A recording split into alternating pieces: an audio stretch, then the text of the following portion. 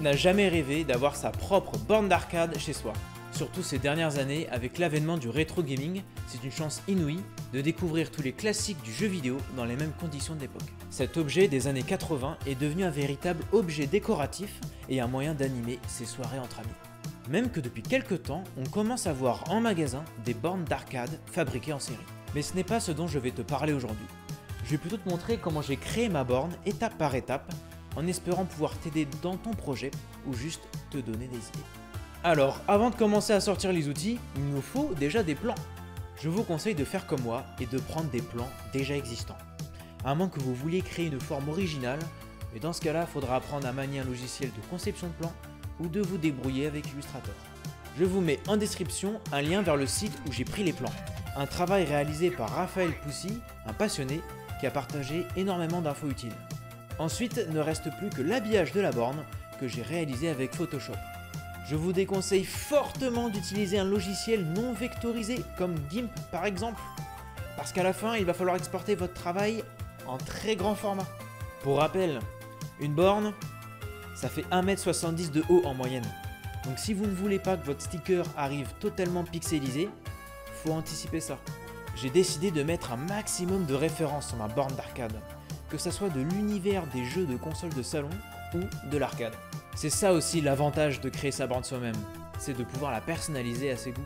Maintenant on va pouvoir rentrer dans le vif du sujet avec la création de la borne en elle-même. La première étape consiste à découper les différentes planches.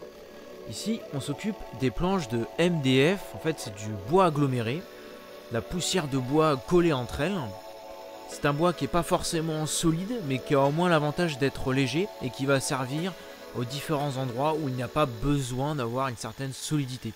Concernant les deux flancs de la borne et les autres planches structurelles, on a fait appel à l'entreprise E3 Cortex qui réalise des flycases. L'avantage, c'est qu'elle utilise du contreplaqué, un bois solide qui ne va pas bouger dans le temps. Et surtout, elle a pu réaliser les découpes pour nous, surtout les courbes qui étaient compliquées à faire. Étape importante à ne pas oublier, il faut absolument que les deux flancs de la borne soient parfaitement symétriques. Pour ça, on les a superposés et fixés avec des serre-joints, pour ensuite poncer le champ pour que les deux flancs soient parfaitement identiques. Après avoir découpé les différents tasseaux, il va falloir venir les fixer sur les deux flancs de la borne. On a décidé avec un forêt plus gros de gratter les premiers millimètres du bois. En fait, après fixation, la tête de vis pourra parfaitement s'enfoncer et ne pas dépasser de la planche. Et ensuite, il n'y a plus qu'à visser à travers la planche dans le tasseau.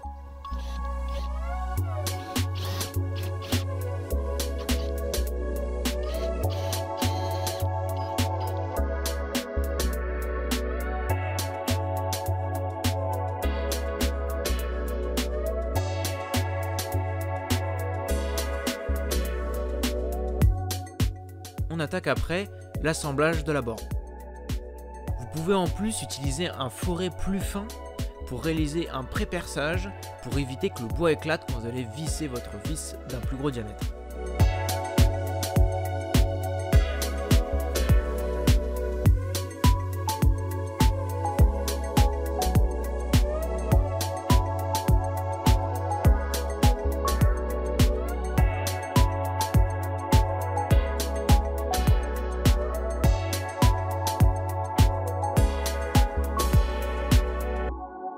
Toutes les planches sont découpées et montées, pas toutes fixées.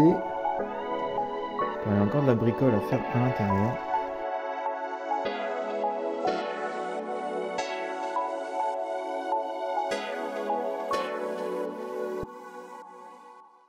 Ensuite, étape assez compliquée, le plexiglas. J'ai décidé de faire comme dans une autre vidéo que j'ai trouvée sur internet de création de bornes des invités du game, où ils ont plié le plexiglas pour pas qu'il y ait de jointure entre le panel et l'écran. Si vous ne voulez pas avoir de mauvaises surprises, faites attention aux matériaux que vous achetez. Procurez-vous une feuille d'acrylique coulée. Elles sont plus résistantes aux altérations telles que le perçage, le fraisage et ici le pliage. Pour plier le plexiglas, il va donc falloir vous munir d'un décapeur thermique. Ça va vous permettre de chauffer le plexi jusqu'à ce qu'il devienne mou et malléable. On a donc réalisé un gabarit sur mesure pour que le plexiglas se plie pile poil au bon angle. Ensuite vient le perçage, du plexiglas et du panel en bois. On réalise donc les deux en même temps pour être sûr que les trous soient bien alignés. On a au préalable mis des petits points au crayon de papier en utilisant le sticker pour placer les boutons au bon endroit. Pour réaliser ce perçage, il va falloir que vous achetiez une fraise aux bonnes dimensions par rapport à vos boutons. Là aussi, c'est une étape assez délicate car il ne faut pas que le plexiglas casse.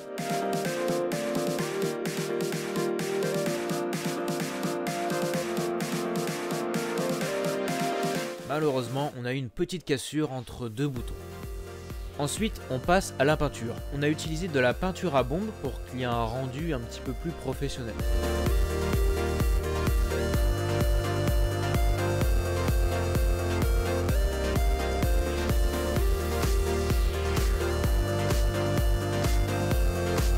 Après avoir peint les parties non stickées de la borne, eh bien, il ne reste plus que le plexiglas. J'ai utilisé du scotch de peintre pour délimiter une zone pile poil à la taille de l'écran où il ne fallait pas qu'il y ait de peinture. Alors là, grosse erreur que j'ai faite, j'ai peint le plexiglas du mauvais côté. Comme j'ai peint du même côté où on va regarder l'écran, on a un aspect un peu granuleux. Alors finalement, ça s'accorde bien avec les parties en planche qu'on a peintes à la bombe aussi, mais forcément, ça fait un peu moins pro. Prenez bien le temps, après avoir peint le plexi, de le passer sous la lumière pour vérifier qu'il n'y ait pas de trou dans votre peinture, ou de zones moins opaques. On ne s'en rend pas forcément compte lorsqu'on le peint, mais il peut y avoir des trous. Un sujet important que l'on n'a pas encore abordé, comment on fait tourner les jeux sur la borne? Pour ça, j'ai fait appel à un Raspberry Pi, un micro-ordinateur sur lequel on va émuler les jeux que l'on souhaite. Je ne rentrerai pas dans le détail de comment configurer celui-ci, mais si vous le désirez, je le ferai dans une prochaine vidéo. Ici, je suis en train de fixer les différents éléments qui vont me permettre de faire tourner la borne. En premier, j'installe le préamplificateur. Votre micro-ordinateur ne suffira pas à lui seul pour faire marcher les haut-parleurs. Vous avez besoin pour ça de booster sa puissance, d'où son utilité. J'attire votre attention sur la puissance de votre préampli. Pour éviter d'abîmer vos haut-parleurs, choisissez un préampli qui a une puissance inférieure à ce que peut supporter vos haut-parleurs. Par exemple, si vous avez une paire de haut-parleurs de 40 watts, choisissez un préampli de maximum 30 watts. J'en profite aussi pour fixer la coque du micro-ordinateur.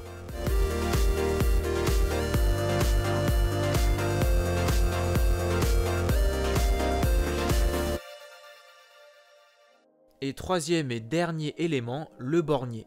Il va transformer le 220 volts de votre prise secteur en plusieurs courants de 12 volts.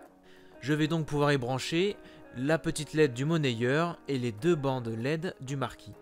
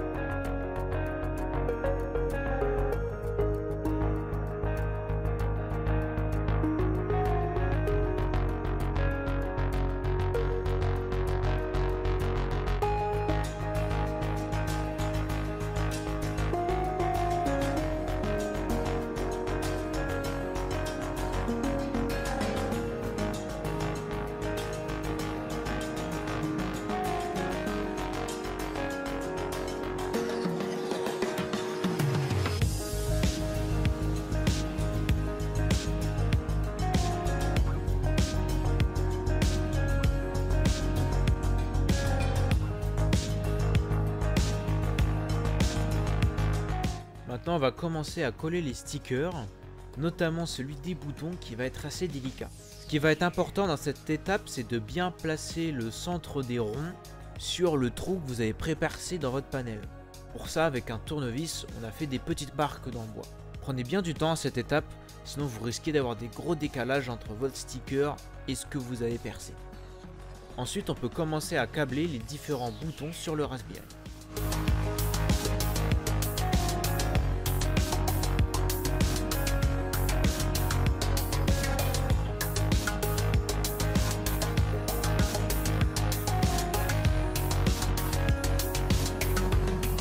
plus qu'à la fin qu'à fixer les 2 dernières vis sur le plexi. Attention ici, le plexi peut casser, donc on n'a pas serré très fort pour éviter ça. Avant de coller les derniers stickers sur les flancs, je les reponce pour être sûr que la surface va être bien plane pour une meilleure adhérence.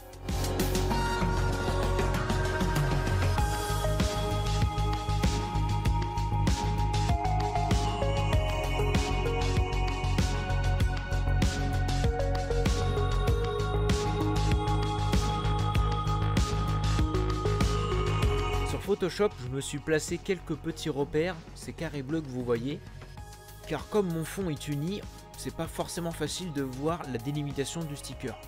Ensuite, on a placé un patron du flanc sur le sticker pour repérer où on allait le coller. Prenez bien votre temps à cette étape aussi pour éviter qu'il y ait des bulles dans votre sticker.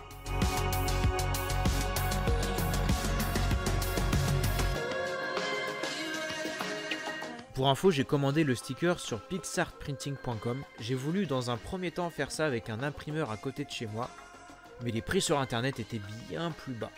Je ne l'ai pas mentionné lors des premières étapes, mais pour fixer le T-molding, il va falloir effectuer un rainurage du champ. Pour cela, vous allez avoir besoin d'une défonceuse et de créer une fente dans le champ, là où va venir s'insérer la baguette en forme de T. Cela permet d'habiller le champ de la borne et de faire plus propre. Ça a aussi pour avantage d'aider à maintenir le sticker et on va donc le coincer dessous.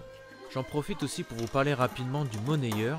Ce n'est pas forcément nécessaire, mais pour retrouver le charme de l'époque, j'ai décidé d'en équiper ma borne. Vous allez donc devoir acheter un monnayeur avec potentiellement en dessous un bac de récupération de pièces et un petit boîtier qui va servir à détecter la pièce. Donc là au choix, 50 centimes, 1 euro, 2 euros ou ça peut même aussi être des jetons. C'est bien beau tout ça, mais concrètement, combien ça coûte ? Alors, si j'additionne le micro-ordinateur, la commande de matériel électronique, j'ajoute à ça encore les achats en magasin de bricolage, le bois, la découpe et encore le plexiglas, eh bien, ça nous fait un total à peu près de 1000 euros. C'est un budget. Mais finalement, comparé à une borne one-up à 600 euros, je trouve ça pas déconnant quand on voit la différence de qualité de matériaux, de personnalisation et la quantité de jeux qu'on peut y mettre. Le plus important dans ce projet finalement, c'est la création de la borne en soi. Le plaisir que j'ai eu à la réaliser. Tout ce que j'ai dû apprendre pour pouvoir la faire. Car faut savoir que de base, je ne suis pas un bricoleur. Et enfin, le plus important, la satisfaction après tout le temps que j'ai passé dessus à dire c'est moi qui l'ai fait. Et c'est là-dessus que je vais terminer cette vidéo. J'espère qu'elle vous aura plu et qu'elle vous aura donné envie, vous aussi, de vous lancer dans la création de votre propre borne.